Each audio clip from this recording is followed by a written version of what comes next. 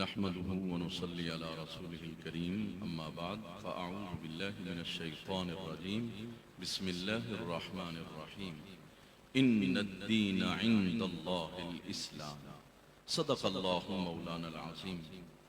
عزیزان محترم، آپ نے ساری رات تلاوت کلام مجید اور بارگاہ رسالت مآب صلی اللہ علیہ وسلم میں عقیدت کے نذرانے سماعت فرمائے، اور یہ بھی ایک محفل کا لازمی حصہ ہوتا ہے کہ کوئی بات نثر میں آپ سے کہہ دی جائے تاکہ یہاں سے کچھ آپ لے کر کے جائیں. میں کوشش کروں گا کہ مختصر سی بات کر دوں جو آپ کے دامن میں سما جائے، آپ کے دل میں بیٹھ جائے اور آپ کے ذہن میں پختہ ہو جائے.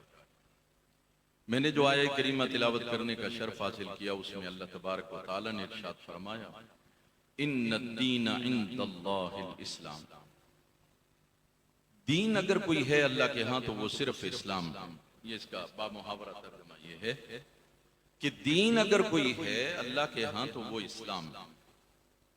اور دین کے معنی ہوتے ہیں ضابطہ حیات، طرز زندگی، طرز معاشرت، طرز سیاست، یا جس طرح سے بھی انسان زندگی بسر کریں اس طریقے کو، اس رنگ ڈھب کو دین کہا جاتا. اللہ کے ہاں اسلام ہی ایک واحد دین ہے جس کے مطابق زندگی بسر کرنے والے لوگ دنیا اور آخرت میں کامیاب ہوتے ہیں. لیکن یہ دین کا کیا ایسی کوئی خصوصیت ہے کہ اللہ نے فرمایا کہ بس یہی دین ہے؟ تو یاد رکھیے دنیا میں لوگوں نے طرح طرح کے دین گھڑ رکھے ہیں، بنا رکھے ہیں. اسلام اس لیے ایسا مضبوط دین ہے، اللہ کا پسندیدہ دین ہے کہ یہ ایک عقیدے کے طور پر وجود میں آیا ہے، اور یہ عقیدہ ایک عقدہ، ایک گانٹھ اور ایک جڑ ایسی ہے جس کے بغیر زندگی ادھوری ہے. اسلام کا عقیدہ جو بنیادی عقیدہ ہے وہ توحید ہے، اللہ ایک ہے. پھر رسول اللہ صلی اللہ علیہ وسلم اللہ کے آخری پیغمبر.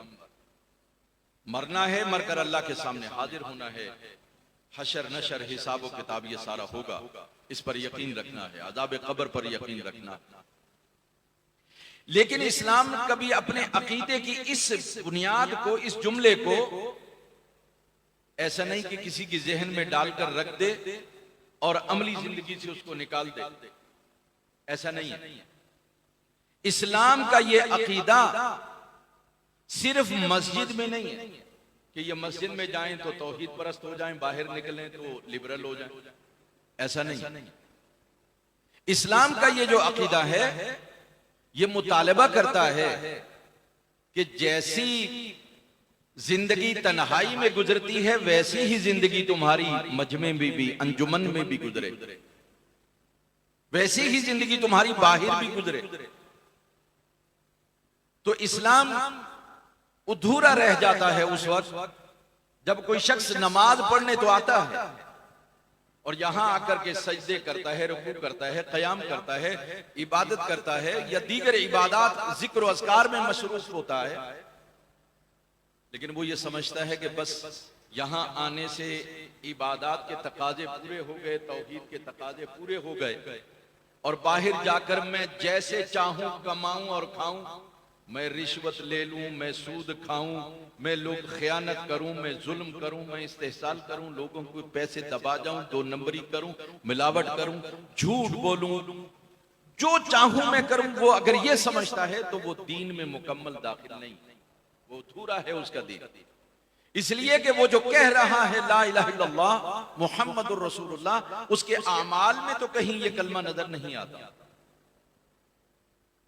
اس لیے اللہ تبارک و تعالی نے فرمایا یا ایھا الذین آمنوا ادخلوا فی السلم کافہ، اے ایمان والو اسلام میں مکمل داخل ہو جاؤ.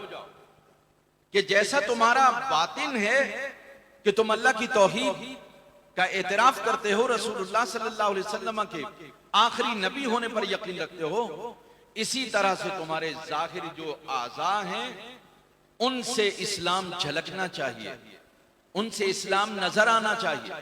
تمہاری گفتار سے پتہ چلے، تمہارے کردار سے پتہ چلے، تمہارے اخلاق سے پتہ چلے، تمہارے لین دین سے پتہ چلے، تمہارے کاروبار سے پتہ چلے، تمہارے سونے جاگنے اور بازار میں چلنے سے پتہ چلے کہ یہ محمد عربی صلی اللہ علیہ وسلم کا سچا غلام ہے. ایسا نہیں ہو سکتا کہ آپ زبان سے تو اعتراف کریں، اقرار کریں کہ لا الہ الا اللہ محمد رسول اللہ، اور زندگی کے کسی بھی شعبے میں آپ کو اسلام جو ہے وہ نظر نہ آئے، یہ کلمہ نظر نہ آئے، تو اس کا مطلب یہ کہ آپ کا اسلام ادھورا ہے. بات تھوڑی سی آگے لے چلتے ہیں. آج ہمیں یہ جملہ عرصے دراز سے کچھ سالوں سے یہ سننے کو ملتا ہے کہ اسلام، کلمہ طیبہ جو ہے، یہ اسلام جو ہے یہ ہمارا دین ہے، اسلام ہمارا دین ہے، اور جمہوریت ہماری طرز سیاست ہے، اور کیپٹلزم یا سوشلزم یا سود یہ ہماری معیشت ہے. اسلام اس بات کی اجازت نہیں دیتا. وہ یہ کہتا ہے جب تو نے مجھے دین مان لیا تو تیری سیاست بھی میں ہوں، تیری معیشت بھی میں ہوں، تیرا اقتصاد بھی میں ہوں، تیرا کاروبار بھی میں ہوں، تیرا نفع بھی میں ہوں، تیرا نقصان بھی میں ہوں، تو مجھے چھوڑ کر کہیں اور نہیں جا سکتا. تو جو لوگ یہ بات کرتے ہیں کہ اسلام ہمارا دین ہے اور معیشت کو وہ سودی رکھنا چاہتے ہیں یا سوشلزم کی طرح بنانا چاہتے ہیں یا مارکیٹ کو کیپٹلزم کی طرح بنانا چاہتے ہیں، تو وہ یہ اصل میں پیسے سے پیسہ کمانا چاہتے ہیں، وہ اللہ کی رضا نہیں چاہتے، وہ اپنی مرضی کے مطابق جینا چاہتے ہیں. یہ وہ لوگ ہیں جو آزادی کا نعرہ لگاتے ہیں اور آزادی کے نام پر عورتوں کو، مردوں کو، سب کو بہکاتے ہیں.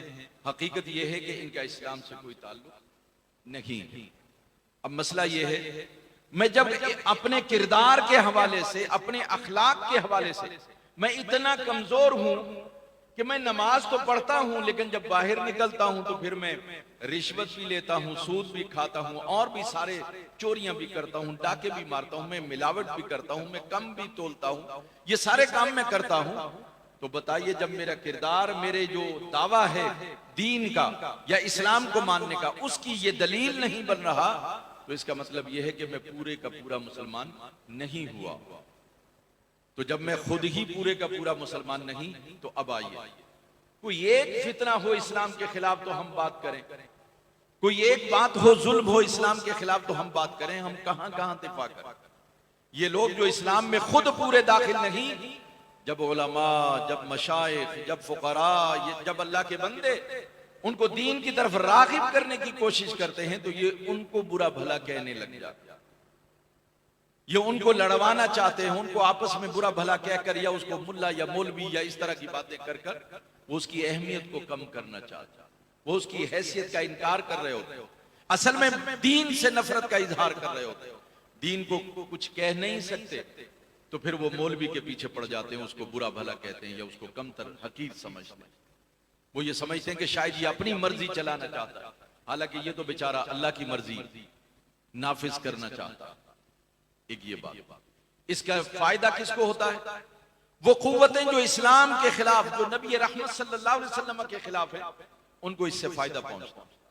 تو بہت سارے لوگ انکار حدیث کا اگر فتنہ ظاہر ہوا، لوگوں نے حدیث کا انکار کیا، صحابہ کرام رضوان اللہ علیہم اجمعین کے ایمان کا انکار کیا، بہت سارے صحابہ کرام کو اسلام سے خارج کر دیا، تو یہ ساری باتیں اس لیے پیدا ہو گئیں کہ مسلمان خود کردار سے تہی دامن ہو گیا، اس کا کردار باقی نہیں رہا.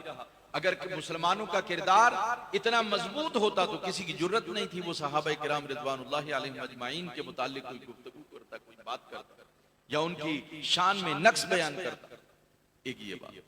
دوسری بات یہ کہ اس سے اوپر چلے جائیے تو پھر کسی کو جرت نہ ہوتی کہ وہ جھوٹا نبی بن بیٹھتا یا وہ نبی امتی بن بیٹھتا یا وہ جھوٹی نبوت کا دعویٰ کرتا، کسی کو جرت نہ ہوتا. دراصل مسلمانوں میں کردار اور اخلاق کی کمزوری نے لوگوں کو موقع فراہم کر دیا کہ وہ صحابہ کرام کے خلاف بھی زبان درازیاں کریں اور نبی رحمت صلی اللہ علیہ وسلم کی ختم نبوت پر بھی ڈاکہ ڈالیں، یہ انہیں جرت دی ہمارے کردار میں۔ تو ہمیں کیا کرنا چاہیے؟ مصیبت یہ ہو گئی کہ فکری انتشار اتنا پھیل گیا ہے کہ ہم خود بھی آپس میں فکری طور پر کوئی اتحاد ہمارا باقی نہیں رہا۔ ہم میں سے لوگ شخصیت پرست بن گئے، ایک شخصیت کسی نے لی اور اس کے پیچھے وہ اسے ماننے لگا اور اس کی اقتداء اور اتباع کرنے لگا، اس طرح سے وہ دوسروں سے جدا ہو گیا۔ اگر ہم قرآن اور حدیث سے، سنت سے جڑے رہتے تو ہم سارے متحد رہتے، لیکن ہم نے قرآن و سنت کو لیا تو مگر ایک شخصیت کے ذریعے لیا، ہمارے نزدیک وہ شخصیت اہم ہو گئی، قرآن و سنت پیچھے رہ گئے۔ اس کا نتیجہ یہ نکلا کہ کوئی نبی بن بیٹھا، کوئی صحابہ کو برا بھلا کہنے لگا، اور پھر کسی نے اولاد رسول کے خلاف زبان درازی کی، کسی نے صحابہ کرام کے خلاف جو ہے بد زبانی کی۔ اس طرح سے یہ ایک چون چون کا مربع بن گیا۔ آج ضرورت اس بات کی ہے کہ ہم قرآن اور سنت کو سیکھیں، سمجھیں اور اس کے مطابق اپنی زندگی کو ڈھال لیں۔ جب ہم اس کے مطابق اپنی زندگی کو ڈھال لیں گے تو پھر یہ انتشار ختم ہو جائے گا۔ شخصیتوں کو نکال دیجئے اپنے درمیان سے، بس ایک ہی بات ہے، وہ ہے قرآن اور سنت، یعنی نبی پاک صلی اللہ علیہ وسلم کی ذات گرامی اور آپ کا اسوہ حسنہ۔ لقد کان لکم فی رسول اللہ اسوۃ حسنہ۔ بس تمہارے لیے اگر کوئی نمونہ ہے تو وہ رسول اللہ صلی اللہ علیہ وسلم کی زندگی ہے، آپ کا اخلاق ہے، آپ کا کردار ہے، اور آپ کا عقیدہ یہ ہو جانا چاہیے کہ جب تک کٹ مروں میں خواجہ بطحا کی عزت پر، خدا شاہد ہے کامل میرا ایمان نہیں اترتا۔ یعنی آپ کی عزت و توقیر اور عظمت کا اعتراف بھی کرنا ہے اور آپ کے اخلاق عالیہ کو اپنانا بھی ہے۔ جب تک ہم ایسا نہیں کریں گے تب تک ہم یہ جو فتنے پیدا ہو رہے ہیں ہم ان کا مقابلہ نہیں کر سکتے۔ میں ایک اور بات عرض کرتا چلا جاؤں، جب جو ہے وہ فتنہ ہوتا ہے، فساد پھیلتا ہے، تو بعض لوگ پھر کہنا شروع کرتے ہیں کہ ہم تو لبرل ہیں، ہم تو یعنی سب کو لے کر کے چلنا۔ بظاہر وہ یہ ظاہر کر رہے ہوتے ہیں کہ ہم تو سب کو لے کر کے چلنا چاہتے ہیں۔ اصل میں لبرل وہ یہ ظاہر کر رہا ہوتا ہے کہ میں سب کو لے کر کے چلنے کا معنی یہ کہ اللہ بھی ناراض نہ ہو، شیطان بھی مجھ سے راضی رہے، اللہ بھی مجھ سے ناراض نہ ہو، شیطان بھی مجھ سے راضی رہے۔ یہ اس کی فکر ہوتی ہے، اس کی سوچ ہوتی ہے۔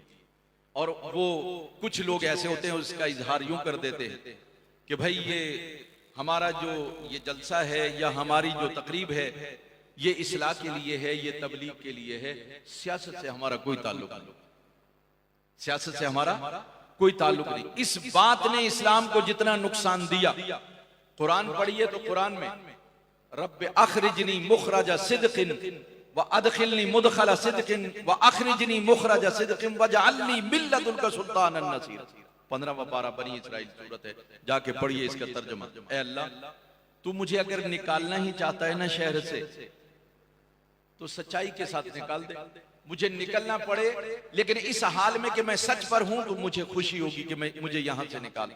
اور اللہ تو مدینہ میں مجھے داخل کرنا چاہتا ہے، مجھے داخل کر دے، لیکن اے اللہ سچائی کے ساتھ مجھے داخل کرنا، میں جاؤں تو وہاں سچائی نظر آئے، سچائی نافذ ہو جائے، اس طرح سے مجھے داخل کرنا۔ لیکن وَجَعَلْنِي مِن لَّدُنْكَ سُلْطَانًا نَصِيرًا، اللہ طاقت، قوت، اقتدار اور سیاست کے ذریعے سے میری مدد ضرور کرنا۔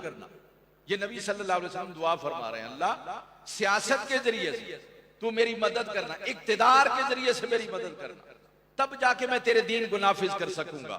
انبیاء کے آنے کے مقصد جہاں اللہ نے بیان کیے وہ یہی مقصد بیان کیا کہ دین کو نافذ کرنے کے لیے وہ آئے ہیں، اور رسول اللہ صلی اللہ علیہ وسلم یہی دعا مانگ رہے ہیں کہ اللہ مجھے اقتدار دے دے، مجھے سیاست میں مجھے کامیابی عطا فرما دے، تو میری حمایت اقتدار کے ذریعے سے کر۔ اس کا مطلب یہ ہے جدا ہو دین سیاست سے تو رہ جاتی ہے چنگیز۔ اگر آپ دین کو سیاست سے جدا کر دیں گے، الگ کر دیں گے، تو پھر وہی حال ہوگا جو آپ کا اور ہمارا ہو رہا ہے۔ پھر ایسے ایسے لوگ آ جائیں گے جنہیں کلمہ نہیں آتا، جنہیں نماز کا نہیں پتا، جنہیں مقصد زندگی کا نہیں پتا، کچھ پتہ ہی نہیں دین کا۔ اور یہ بات یاد رکھیں، نبی پاک صلی اللہ علیہ وسلم کی حدیث ہے کہ فرمایا الاسلام والسلطان اخوانان توامان، فرمایا کہ اسلام اور سلطان، جہاں بھی سلطان کا لفظ آیا اس سے مراد طاقت، قوت، اقتدار، ریاست، فرمایا اسلام اور سیاست، ریاست، فرمایا یہ دو بھائی ہیں، ریاست اسلام کے بغیر قائم نہیں رہ سکتی اور اسلام بغیر ریاستی طاقت کے نافذ نہیں ہو سکتا۔ یہ تجربہ تو آپ کے سامنے ہمارے شب و روز جس طرح سے گزر رہے ہیں آپ اندازہ کر لیں، یہاں اسلام نافذ نہیں ہو سکتا، اس لیے کہ ریاست اسلام کے خلاف ہے، اقتدار اسلام کے خلاف ہے، اقتدار غیر اسلامی قوتوں کے ہاتھوں میں ہے، اس لیے اسلام نہیں آ سکتا۔ اور یہ ریاست غیر محفوظ ہے، یہ ریاست غیر مستحکم ہے، یہ مضبوط نہیں، یہ خطرے میں ہے، اس لیے کہ یہاں دین خطرے میں، یہاں دین خطرے میں ہے۔ تو یہ دونوں نبی صلی اللہ علیہ وسلم تو فرما رہے ہیں یہ دونوں بھائی ہیں، لا یصلح احد منہما، فرمایا ان میں سے کسی ایک کے بغیر دوسرے کی اصلاح ہو سکتی نہیں۔ آپ دین کی اصلاح کرنا چاہتے ہیں، اس کو نافذ کرنا چاہتے ہیں، ریاستی طاقت چاہیے آپ کو، بغیر ڈنڈے کے نافذ نہیں ہوگا۔ اور اگر آپ ریاست کو مضبوط کرنا چاہتے ہیں تو آپ کو دین چاہیے، بغیر دین کے جہاد نہیں ہوگا، بغیر دین کے کوئی قربانی دینے کے لیے تیار نہیں ہوگا۔ تو یہ تو اللہ کے رسول صلی اللہ علیہ وسلم فرما رہے ہیں۔ تو اس لیے ہم یہ بات کیسے کہہ سکتے ہیں کہ ہمارا سیاست سے کوئی تعلق نہیں؟ تم یہ کہہ رہے ہو کہ تمہارا دین سے کوئی تعلق نہیں، وہ دین جو مصطفیٰ کریم صلی اللہ علیہ وسلم لائے ہیں اس سے آپ کا کوئی تعلق نہیں۔ اگر آپ یہ کہہ رہے ہیں کہ ہمارا سیاست سے کوئی تعلق، وہ تو یہ سبق دے رہے ہیں رسول اللہ صلی اللہ علیہ وسلم، بھائی یہ ریاست، اقتدار اور سیاست اور اسلام یہ بھائی بھائی ہیں، ان کے ایک دوسرے کے بغیر یہ نہیں رہ سکتے۔ یہ رسول اللہ صلی اللہ علیہ وسلم کا پیغام ہے۔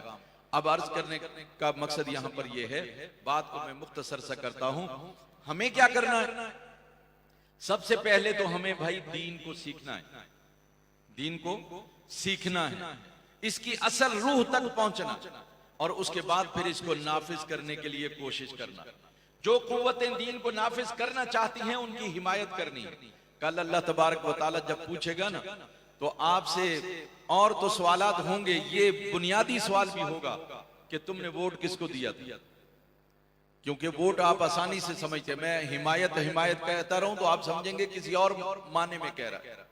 ووٹ آپ سمجھتے ہیں، الیکشن آپ سمجھتے ہیں، آپ سے یہ پوچھا جائے گا کس کو ووٹ دیا تھا؟ جس کو کلمہ بھی نہیں آتا تھا، جس سے نماز نہیں آتی تھی، جس نے آپ کے خزانے کو بھی گروی رکھ دیا، جس کو سود کا خاتمہ جو نہیں کر سکا، جو چوروں کو پکڑ نہیں سکا، جو ڈاکوؤں کا خاتمہ نہیں کر سکا، ایک انفرادی طور پر ایک شخص سے لے کر پورے ملک، یعنی پورے ملک کی سطح پر ہر جگہ لوٹ مار ہو رہی ہے، کہیں کسی کو کوئی سزا نہیں مل رہی، کہیں کسی کو کوئی سزا نافذ نہیں ہو رہی ہے۔ تو اس کا نتیجہ یہ نکلا کہ پورا ملک ہمارا جو ہے وہ جرائم کی آگ میں جل رہا ہے۔ تو سب سے پہلے ہمیں دین سیکھنا ہے، اہل دین سے محبت کرنی ہے، اس کے بعد دین کو نافذ کرنا ہے۔ یہ دین اگر نہیں ہوگا تو یہ ملک بھی نہیں رہے گا۔